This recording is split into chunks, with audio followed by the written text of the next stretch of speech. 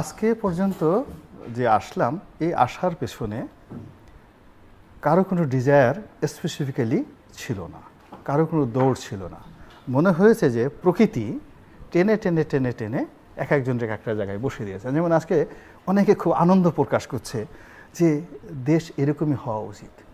Doctor Mohammad Yunus তিনি এখন এই জ্যামের মধ্যে আটকে আছেন এবং লোকজন সব আর্মস নিয়ে সেই বাইরে দাঁড়িয়ে আছে, just like mister Kim of north কোরিয়ার তার গার্ড দেওয়ার জন্য যেভাবে লোক থাকে ওভাবে থাকে। এবং লোকজন বলতেছে যে এর চেয়ে কি মহামানব হয় পৃথিবীতে? সে প্রেসিডেন্টের যে প্রোটোকল, প্রধানমন্ত্রীর যে প্রোটোকল, সেটা অ্যাভয়েড করে সে জ্যামে আটকায় আছে।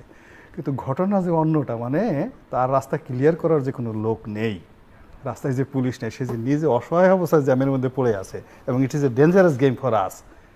এটা কিন্তু কেউ নিজের জন্য, সবার জন্য, আমাদের পুরো জাতির জন্য। তার রাস্তা ক্লিয়ার করার জন্য রাস্তায় মিলিটারি নেই, রাস্তায় পুলিশ নেই, আনসার নেই, ছাত্ররা রাস্তা পাহারা দিচ্ছে। ছাত্ররা তো জানে না যে পিছনে ডক্টর ইউনূস বসে আছে। কয়েক ঘন্টা সেখানে বসেছিল সেটা না দেখে আমরা আবেগে বলতেছি যে ডক্টর ইউনূস মহামানব। আর ডক্টর ইউনূস কীভাবে আসেন আজকের এই দিনে, মানে উনি আসলেন মানে ভিডি ভিসে আসলাম, দেখলাম, জয় করলাম। ফলে তিনি যেটা পেয়েছেন ওটার ওজন এখনও তিনি বুঝতে পারেননি।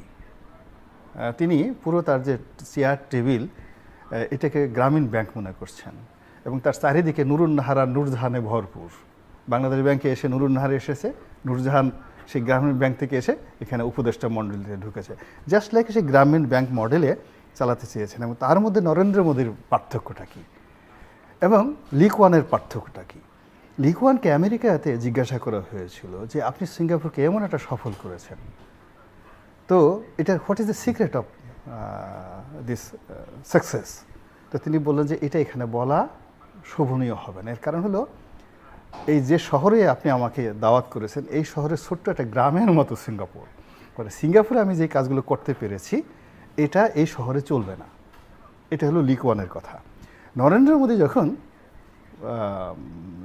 প্রধানমন্ত্রী হলেন, তাকে সবাই বলছেন যে গুজরাটকে তিনি পরিবর্তন করে দিয়েছিলেন, তারা এই গুজরাট মডেল চাচ্ছে।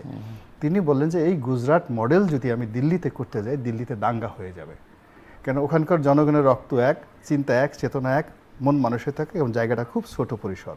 তো আমি নরেন্দ্র মোদী ব্যক্তিগতভাবে গুজরাটে যে মডেল প্রতিষ্ঠা করেছি এটা দিল্লিতে প্রতিষ্ঠা করা সম্ভব না। That is a maturity of politician.